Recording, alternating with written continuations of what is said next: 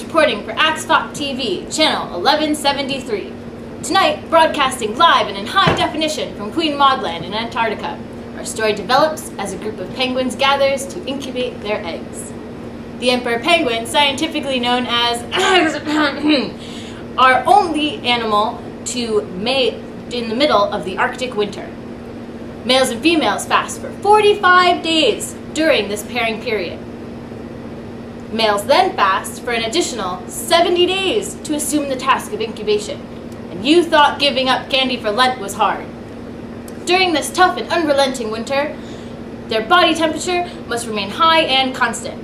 In order to maintain their eggs, they have to keep them at a whopping 35 degrees Celsius. For all you conversionally challenged out there, that is 95 degrees Fahrenheit. So, how do they do it?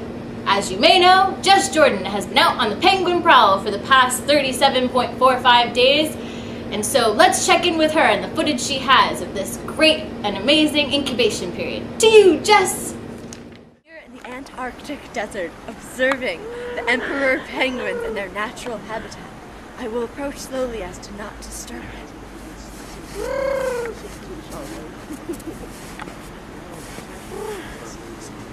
As you can see, the group is huddling together in order to cope with the cold. Amazingly, this community act lowers their metabolic rate. In fact, these males manage to maintain a 25% below that of a lone penguin. 1/3 of this process is attributed to the mild microclimate within the rookery.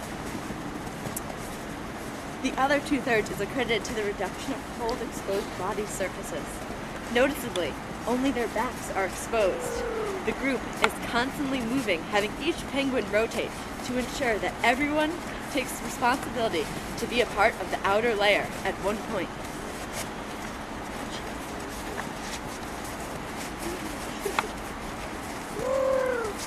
You can see to the right, we have a group of hardworking, determined, successful fathers. Now, let's take a look at the comparison with an antisocial individual penguin. Out here. Starting to get hungry.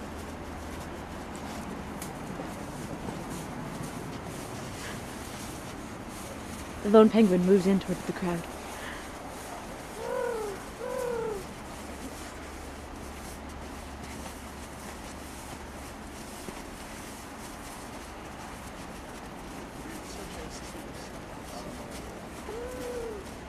With nowhere to turn, he is forced to the outer layer where it is cold and the ravaging weather of the Antarctic is hard to bear.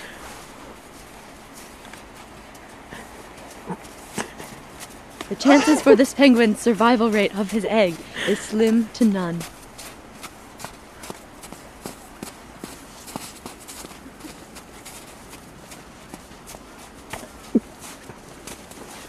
Damn it.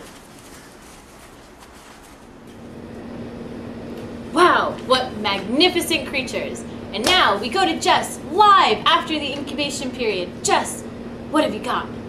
Once again, we return to the field to check in on our emperor penguins after the incubation process has been completed. Here comes one of our huddlers now.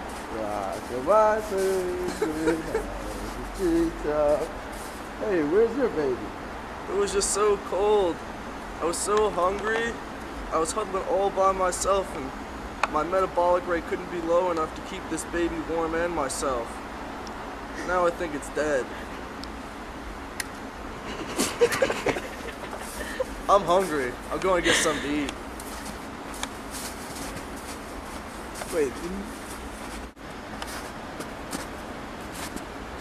What we have learned from our time with these magnificent creatures is that so much depends on this process of lowering the metabolism rate and warming the egg. It is the key to survival.